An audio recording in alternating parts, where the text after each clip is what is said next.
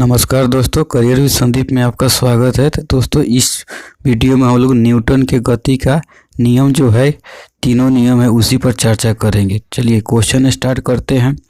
Question है कि आपका निम्न में से कौन सा उदाहरण न्यूटन के पहले गति नियम को दर्शाता है। क्वेश्चन फिर से रिपीट कर रहे हैं, सुनिए। निम्न में से कौन सा उदाहरण न्यूटन के गति के पहले नियम को दर्शाता है। तो ऑप्शन एक में है कि जब हम पेडल चलाना बंद करते हैं तो साइकिल धीमी होना शुरू हो जाती है। बी में ऑप्शन है कि तेजी से आती हुई क्रिकेट गेंद को पकड़ते समय क्षेत्ररक्षक चलती गेंद के साथ धीरे धीरे अपने हाथ को पीछे ले जाता है। ये आपका जो है सेकेंड लॉ है। सी में है कि जब एक बस अचानक रुक जाती है तो यात्री को पीछे की ओर झटका लगता है। यही मेरा सही आंसर हो जाएगा। कौन सा? Option C number. यानी कि जब बस अचानक से रुकती है तो क्या होता है, यात्री को पीछे की ओर क्या होता है, झटका लग जाता है। तो यानी कि क्या होता है, न्यूटन का फर्स्ट नियम कौन है, तो आपका ऑप्शन सी नंबर हो जाएगा। चलिए नेक्स्ट क्वेश्चन देखते हैं। नेक्स्ट क्वेश्चन है कि यदि हम पेड़ की शाखा को तेजी से हिलाएं तो कुछ पत्तियां पेड़ से अलग हो जाती है। यह डॉट डॉट के कारण होता है। क्वेश्चन फिर से सुनिए। यदि हम पेड़ की शाखा को तेजी से हिलाएं तो पत्तियां यानी पेड़ से क्या होती है, अलग हो जाती है। ये किसके कारण अलग हो जाती है, तो ये आपका जड़त्व के कारण हो जाती है। तो ऑप्शन नंबर आपका सी राइट आंसर हो जाएगा। यानी कि जड़त्व के कारण, पहले जड़त्व में थी, अभी क्या हो गई है, गति में आ गई, जिसके कारण क्या होती है, पत्तियां पेड़ से अलग हो जाती है। चलिए नेक्स्ट क्वेश्चन देखते हैं। गति का तीसरा नियम डॉट डॉट और डॉट डॉट के बीच में संबंध प्रदान करता है। क्वेश्चन कह रहा है कि आपका गति का तीसरा नियम किसके बीच में संबंध यानी कि प्रदान करता है, यानी संबंध बताता है। तो देखिए गति का तीन नियम जो है, पहला नियम नोट कीजिएगा, आपका v बराबर u प्लस ए टी। दूसरा जो है आपका s बराबर U T plus half A T square. और थर्ड नियम जो है आपका कौन सा है, तो v स्क्वायर बराबर u स्क्वायर प्लस 2as। तो इस नियम में आप क्या कीजिएगा, u को काट दीजिएगा और a को काट दीजिएगा। जो आपका बच जाएगा वहीं क्या हो जाएगा, उसी के बीच में संबंध बताता है। तो यहाँ बचा मेरा कौन सा, v बचा और s बचा। तो v फॉर वेग वेलोसिटी हो जाएगा, s फॉर डिस्प्लेसमेंट को हम क्या बोलते हैं, स्थिति बोलते हैं। तो ऑप्शन एक में देखिए आपका स्थिति दिया हुआ। तो सही आंसर कौन सा हो जाएगा, ए नंबर हो जाएगा। यानी गति का जो तीसरा नियम जो है, स्थिति और वेग के बीच में क्या होता है, संबंध प्रदान करता है, संबंध बताता है। चलिए नेक्स्ट क्वेश्चन देखते हैं। किसी वस्तु के संवेग परिवर्तन की दर, क्या बोल रहा है, किसी वस्तु के संवेग परिवर्तन की दर बल की दिशा में आरोपित संतुलित बल के समानुपाती होती है।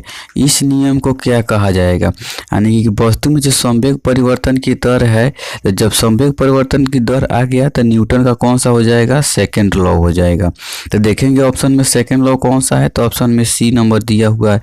तो मेरा सही आंसर कौन सा हो जाएगा, ऑप्शन सी नंबर हो जाएगा, क्योंकि इसमें संवेग परिवर्तन की दर की बात कर रहा है, जो न्यूटन के सेकंड लॉ में हमारा संवेग परिवर्तन की दर की बात करता है। चलिए नेक्स्ट क्वेश्चन देखते। नेक्स्ट क्वेश्चन है कि गति का दूसरा नियम किससे संबंधित है। क्वेश्चन है कि गति का जो आपका दूसरा नियम डॉट डॉट से संबंधित है।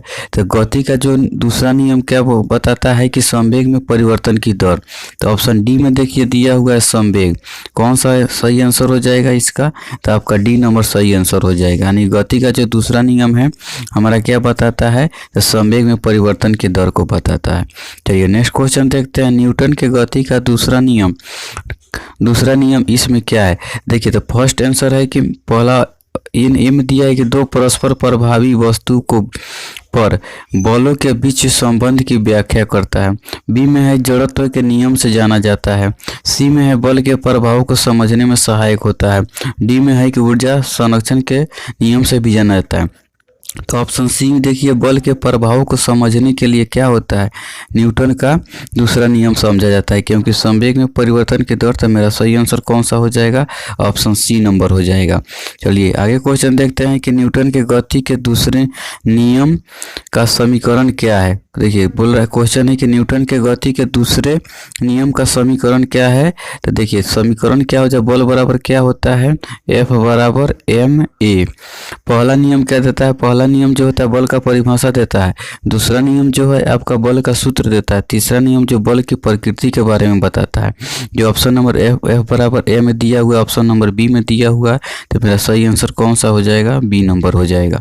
चलिए नेक्स्ट क्वेश्चन है कि नेक्स्ट क्वेश्चन देखिए, समीकरण F बराबर ma को न्यूटन के डॉट डॉट नियम के रूप में जाना जाता है। F बराबर क्या है? ma है, यानी कि क्या है? बल का फॉर्मूला है।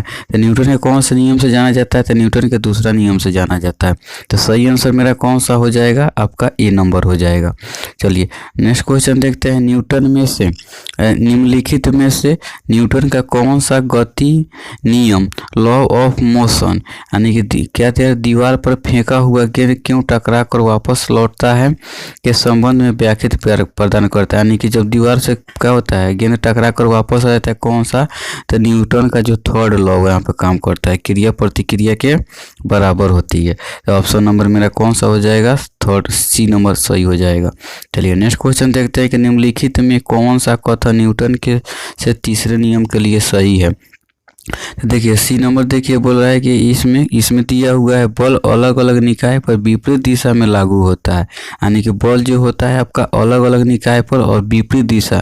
तीसरा नियम जो होता है क्रिया प्रतिक्रिया के बराबर होती है, अर्थात क्या होता है? विपरीत दिशा में होती है। तो सही आंसर मेरा कौन सा हो जाएगा? ऑप्शन C नंबर हो जाएगा। चलिए नेक्स्ट क्वेश्चन देखते हैं कि गति के 3 नियम इनमें से किसके द्वारा प्रतिपादित किए गए थे। तो जो गति के तीनों जो नियम दिए गए थे किसके द्वारा दिए गए थे? तो न्यूटन के द्वारा दिए गए थे। तो मेरा सही आंसर कौन सा हो जाएगा? ऑप्शन C नंबर हो जाएगा। चलिए नेक्स्ट क्वेश्चन है कि आइजैक न्यूटन द्वारा गति के कितने नियम प्रतिपादित किए गए थे? तो न्यूटन द्वारा 3 गति का नियम प्रतिपादित किए गए थे। तो सही आंसर कौन सा हो गया? ऑप्शन A नंबर हो गया। चलिए नेक्स्ट क्वेश्चन है कि न्यूटन के गति के नियमों का प्रकाशन वर्ष क्या था। क्वेश्चन सुनिए, न्यूटन के गति के नियमों का प्रकाशन वर्ष का मतलब न्यूटन ने जो गति का नियम दिया था कौन सा ईस्वी में दिया था? तो 1687 ईस्वी में दिया था। ठीक, ऑप्शन नंबर D आंसर हो जाएगा। बुक कौन था? तो बुक आपका प्रिंसिपिया था, प्रिंसिपिया बुक का नाम था। इसी में उन्होंने क्या किया था? गति के तीनों नियम के चर्चा किया था। कब? 1687 ईस्वी में। चलिए नेक्स्ट क्वेश्चन देखते हैं, गति का प्रसिद्ध नियम डॉट डॉट ने दिया था। तो गति का प्रसिद्ध नियम किसने दिया था? तो न्यूटन ने दिया था। न्यूटन कौन सा ऑप्शन में है? B में दिया हुआ है। तो सही आंसर कौन सा हो जाएगा? B नंबर हो जाएगा। चलिए एक निकाय में क्वेश्चन है कि एक निकाय में संवेग परिवर्तन की दर डॉट डॉट के समानुपाती होती है। क्वेश्चन सुनिए, इसमें एक निकाय में संवेग परिवर्तन की दर जो होती है किसके समानुपाती होती है? तो जो लागू जो बल होता है उस पर आरोपित बल जो होता है लागू बल, उसी क्या होती है? तो समानुपाती होती है। तो सही आंसर कौन सा हो जाएगा? B नंबर हो जाएगा। संवेग परिवर्तन की दर जो होता है लागू बल के क्या होता है? समानुपाती होता है। चलिए नेक्स्ट क्वेश्चन देखते हैं, निम्नलिखित में से कौन सा कथन आपका क्या हो जाएगा? गलत हो जाएगा। ये में दिया हुआ जब बस अचानक रुकती है तो बस में बैठे एक यात्री को पीछे की ओर झटका लगती है। नहीं, जब बस रुकती है तो यात्री को क्या होता है? आगे की ओर झटका लगता है, यानी आगे की ओर क्या होता है? गिर जाता है यात्री। तो ऑप्शन मेरा कौन सा है? पहला ही गलत है और गलत कथन को हमको क्या करना है? आंसर बताना है। तो ऑप्शन A नंबर मेरा क्या हो जाएगा? सही आंसर हो जाएगा। चलिए नेक्स्ट क्वेश्चन देखते हैं, 1 किलोग्राम गुने 1 मीटर प्रति सेकेंड स्क्वायर को डीटो कहा जाता है। क्वेश्चन सुनिए, 1 किलोग्राम गुने 1 मीटर प्रति सेकेंड स्क्वायर को कहा जाता है। बल बराबर देखिए, बल बराबर क्या होता है? F बराबर ma। m का क्या हो जाएगा? Unit kilogram. ये एक्सीलरेशन का क्या हो जाएगा? A का मीटर प्रति सेकेंड का स्क्वायर। अब बल का मात्रा क्या होता है? तो आपका न्यूटन होता है। ठीक, तो 1 न्यूटन बराबर कितना हो जाएगा? टोटल आपका इतना का नहीं, किलोग्राम मीटर प्रति सेकेंड स्क्वायर के बराबर हो जाएगा। तो ऑप्शन नंबर 1 में दिया हुआ है 1 न्यूटन, जो आपका सही आंसर हो जाएगा 1 न्यूटन। तो 1 किलोग्राम इंटू मीटर प्रति सेकेंड स्क्वायर किसके बराबर होता है? तो आपका ऑप्शन A के बराबर हो जाएगा, यानी कि उसमें क्या दिया हुआ है? 1 न्यूटन के बराबर हो जाएगा। चलिए नेक्स्ट क्वेश्चन देखते हैं, तेज गति से आने वाली क्रिकेट गेंद को पकड़ते समय एक क्षेत्ररक्षक अपनी बाहों को पीछे की ओर क्यों करता है? तेज गति से आने वाली क्रिकेट गेंद को पकड़ते समय एक क्षेत्ररक्षक अपनी बाहों को पीछे की ओर क्यों करता है? पीछे की ओर इसलिए करता है क्योंकि जो बॉल द्वारा लागू जो बल होता है कम, उसके द्वारा चोट का कम अनुभव करे, यानी कि समय ज़्यादा ले ले और चोट का कम अनुभव करे। तो सी नंबर में देखिए, क्योंकि वो लंबे समय तक कम बल का अनुभव करता है। तो ऑप्शन मेरा कौन सा हो जाएगा? सी नंबर ऑप्शन सही हो जाएगा। ठीक, ऑप्शन सी। तो ऑप्शन सी नंबर कौन सा हो जाएगा? सी सही आंसर हो जाएगा, क्योंकि वो लंबे समय तक कम बल का अनुभव करता है।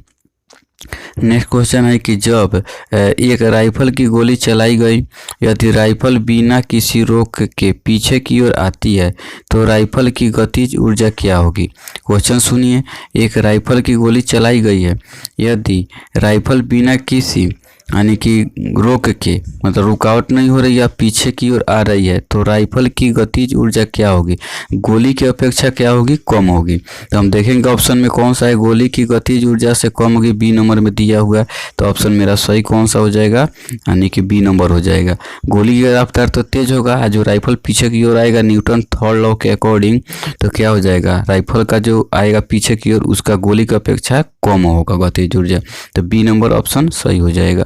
चलिए नेक्स्ट क्वेश्चन देखते हैं। द्रव्यमान और त्वरण के गुणनफल को कहा जाता है। तो द्रव्यमान और त्वरण के गुणनफल को क्या कहा जाता है? तो बल कहा जाता है। बल का फॉर्मूला क्या होता है? F बराबर ma। ठीक, तो m का यूनिट हो जाएगा द्रव्यमान और एक्सीलरेशन त्वरण। तो द्रव्यमान और त्वरण के गुणनफल को क्या कहते हैं? तो बल कहते हैं, जो आपका ऑप्शन बी डी में दिया हुआ है, सही आंसर डी हो जाएगा। चलिए नेक्स्ट क्वेश्चन देखते हैं। इसमें दिया है कि निम्नलिखित में कौन सा उदाहरण न्यूटन के गति के विषयक तृतीय नियम का व्याख्यात करता है? तो इसमें रॉकेट का लॉन्च करना क्या न्यूटन के तृतीय नियम पर व्याख्यात करता है। तो ऑप्शन एक नंबर मेरा सही आंसर हो जाएगा। देखिए, जब एक नाविक आगे की ओर कूदता है, क्वेश्चन है जब एक नाविक आगे की ओर कूदता है तो अब नाव पीछे की ओर हट जाती है। यह उदाहरण न्यूटन के कौन सा नियम का उदाहरण? तो ये जो उदाहरण है आपका न्यूटन के तृतीय नियम का उदाहरण है। यानी कि क्या होता है, तृतीय नियम के द्वारा क्या होगा, नाव का हो जाएगा, नाव जो तो पीछे की ओर हट जाता है और आदमी आगे की ओर चलाता है। तो न्यूटन का तृतीय नियम का उदाहरण जो ऑप्शन सी में दिया हुआ है। चलिए नेक्स्ट क्वेश्चन है कि रॉकेट का लॉन्चिंग कौन से नियम पर आधारित है? क्वेश्चन सुनिए, रॉकेट का लॉन्चिंग कौन से नियम पर आधारित है? तो आपका न्यूटन के तृतीय नियम पर आधारित है। क्रिया प्रतिक्रिया के बराबर होती है। तो रॉकेट का लॉन्चिंग कौन सा हो जाएगा? न्यूटन के तृतीय नियम, ऑप्शन नंबर एक मेरा सही आंसर हो जाएगा। नेक्स्ट क्वेश्चन है कि दो वस्तुओं के मध्य का बल हमेशा बराबर और विपरीत होता है। यह न्यूटन के किस नियम का रूप दिया गया है? न्यूटन का जो है आपका तृतीय नियम का रूप दिया गया, जो ऑप्शन एक में आपका दिया हुआ है, यही मेरा सही आंसर हो जाएगा। यानी कि जो मध्य जो बल होता है बराबर और विपरीत होता है। चलिए नेक्स्ट क्वेश्चन देखते हैं कि देखिए, इसमें दिया हुआ है जब एक स्थिर बस चलना प्रारंभ करती है तो उसमें खड़े व्यक्ति की दिशा में गिर जाती है। यानी क्या होता है, व्यक्ति जो पीछे की दिशा में गिर जाते हैं। निम्नलिखित में कौन सा नियम इस परिस्थिति की व्याख्या करता है? तो न्यूटन का प्रथम नियम जो इस नियम को व्याख्यात करता है। तो ऑप्शन नंबर मेरा सही आंसर हो जाएगा एक नंबर। चलिए नेक्स्ट क्वेश्चन है कि एक व्यक्ति स्थिर पानी में नाव में खड़ा है, यदि वह नाव की तट की ओर चलता है तो नाव कहाँ जाएगी? तो नाव जो होता है तट से क्या हो जाएगी? दूर जाएगी। तो ऑप्शन नंबर एक हो जाएगा, कौन सा? न्यूटन के तृतीय नियम के कारण। तो सही आंसर कौन सा हो जाएगा? ए नंबर हो जाएगा। नेक्स्ट क्वेश्चन है कि जब बंदूक से गोली छोड़ी जाती है तो बंदूक विपरीत दिशा में धक्का लगाती है। या न्यूटन का कौन सा हो जाएगा? तो न्यूटन का तृतीय नियम हो जाएगा। ठीक, और गोली का रफ्तार तेज होगा, बंदूक और पीछे आएगा, उसका रफ्तार गोली की अपेक्षा कम हो जाएगा। तो सही आंसर कौन सा हो जाएगा? बी नंबर हो जाएगा। कौन सा? यानी गोली आगे जा रही है, बंदूक पीछे आ रहा है। चलिए नेक्स्ट क्वेश्चन देखते हैं। बल की परिभाषा किसके आधार पर व्याख्यात किया जाता है? क्वेश्चन है कि बल की परिभाषा किसके आधार पर व्याख्यात किया जाता है? तो न्यूटन का जो प्रथम नियम होता है वही क्या होता है? बल की परिभाषा देता है। ऑप्शन नंबर आपका बी में दिया हुआ, न्यूटन का प्रथम नियम से क्या होता है? बल की हमको परिभाषा मिलती है। और दूसरा नियम से जो होता है हमको क्या होता है? सूत्र की प्राप्ति, यानी सूत्र मिलता है। और तीसरा नियम से बल की प्रकृति का पता चलता है। ठीक। तो प्रथम नियम से बल का सूत्र, दूसरे से प्रथम नियम से बल की परिभाषा, दूसरे से क्या होता है बल का सूत्र, और तीसरे से जो होता है बल की प्रकृति के बारे में पता। तो इस क्वेश्चन का कौन सा सही आंसर हो जाएगा, ऑप्शन बी नंबर हो जाएगा। चलिए नेक्स्ट क्वेश्चन है कि न्यूटन के गति के प्रथम नियम का अन्य नाम क्या है। क्वेश्चन सुनिए, न्यूटन के गति के प्रथम नियम का अन्य नाम क्या है, जड़त्व का नियम है। ठीक, इसी को गैलीलियो का नियम भी कहते हैं। तो ऑप्शन सी में क्या हो जाएगा, सही आंसर हो जाएगा। चलिए नेक्स्ट क्वेश्चन है कि एक 70 kg का आदमी 50 न्यूटन के बल से एक 50 kg के आदमी को धक्का देता है। तो 50 kg वाले आदमी ने दूसरे व्यक्ति को कितने बल से धकेले है। ये क्वेश्चन है कि एक 70 kg का आदमी है, 50 न्यूटन के बल के साथ दूसरे व्यक्ति को क्या कर रहा है, धक्का दे रहा है। उस आदमी का वजन कितना है, तो आपका 50 kg को धक्का दे रहा है। तो 50 kg वाला आदमी कितना न्यूटन के बल, तो इसमें जो होगा क्रिया और प्रतिक्रिया का बात होगा, क्योंकि न्यूटन थर्ड लॉ, जितना न्यूटन से ही धक्का देगा उतना ही न्यूटन से क्या होगा, दूसरा आदमी भी उस व्यक्ति को धक्का देगा। तो 50 न्यूटन से धक्का दिया है तो भी क्या करेगा, 50 न्यूटन से ही धक्का देगा। तो ऑप्शन 1 नंबर मेरा सही आंसर हो जाएगा। चलिए क्वेश्चन है कि आपका आकर्षण के गुरुत्वाकर्षण बल के अभाव में रॉकेट पर प्रणोद डीटो डीटो होता है। तो देखिए आकर्षण के गुरुत्वाकर्षण के बल के अभाव में जो रॉकेट पर प्रणोद जो होगा, क्योंकि गुरुत्वाकर्षण बल जो इसमें क्या है, यानी कि है ही नहीं, क्योंकि यहाँ पे अभाव हो रहा है गुरुत्वाकर्षण बल का। तो इस पर जो रॉकेट का जो प्रणोद होगा ना, तो स्थिर होगा। तो ऑप्शन डी में क्या हो जाएगा, सही आंसर हो जाएगा, क्योंकि इसमें दिया हुआ स्थिर, इसमें गुरुत्वाकर्षण काम ही नहीं कर रहा है, इसका प्रणोद जो होगा स्थिर होगा। चलिए नेक्स्ट क्वेश्चन देखते हैं। एक ऊंची छलांग लगाने वाला ऊंची छलांग से पहले कुछ समय तक दौड़ता है ताकि डॉट का जड़त्व उसे लंबी छलांग लगाने में मदद। तो कौन की क्या चीज़ का जरूरत, गति का जड़त्व जो है उसका क्या करे, लंबी छलांग लगाने में मदद करे। तो ऑप्शन डी नंबर सही आंसर हो जाएगा। चलिए नेक्स्ट क्वेश्चन है कि मेज पर रखी पुस्तकों का ढेर डीटो डीटो के कारण हटता नहीं, यानी कि जड़ता के कारण, जड़ता को ही जड़त्व बोलते हैं। जड़त्व क्या होता है, इनर्शिया।